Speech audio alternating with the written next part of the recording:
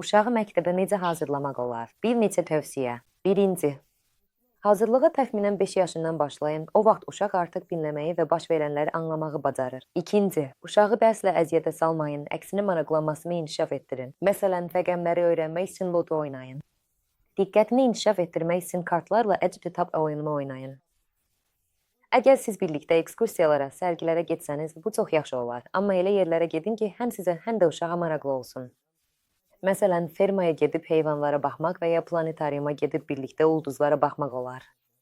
İkinci, birlikdə öyrənin.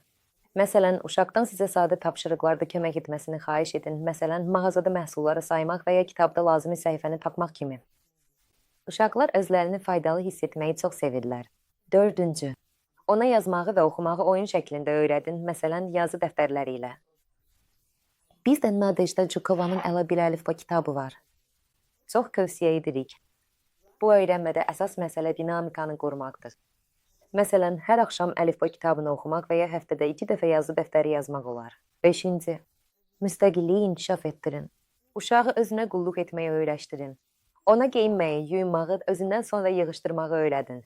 Ona qərar vermək və öz hərəkətlərinə görə məsuliyyət daşımaz imkanı verin. Onun zəylərini həvəsləndirin, hətta nəyisə mükəmməl etməsə belə.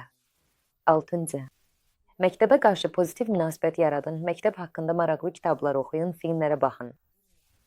Əgər mümkünsə, dərs ili başlamamışdan əvvəl məktəbə gedin, sinif otaqlarına baxın və müəllimlərlə tanış olun.